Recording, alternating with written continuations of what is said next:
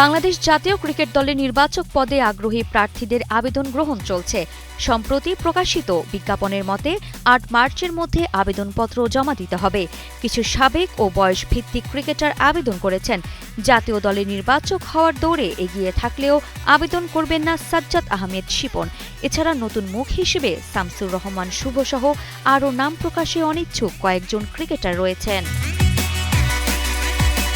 নির্বাচক পদে আবেদন করেছেন ইলিয়াস সানি, নাইম ইসলাম, তুষার ইমরান, নাদিফ চৌধুরী, জাভেদ ওমর বেলিম ও মোহাম্মদ রফিক।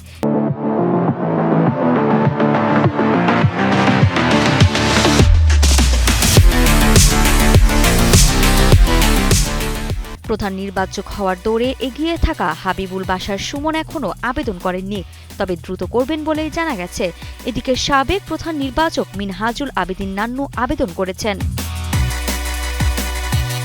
নির্বাচকরা ২ বছরের জন্য নিয়োগ পাবেন এবং জাতীয় ও এ দলের খেলোয়াড় নির্বাচন ও পাইপলাইনের খেলোয়াড়দের নজর রাখবেন। গাজী আশরাফ হোসেন লিপুর মেয়াদ শেষ হওয়ায় এবং আব্দুর রাজ্জাক পদ ছাড়ার পর এবার ২ জন নতুন নির্বাচক নেওয়া হবে। এর মধ্যে একজন হবেন প্রধান নির্বাচক। আরিফা জাহান প্রিনন, কালের কণ্ঠ স্পোর্টস।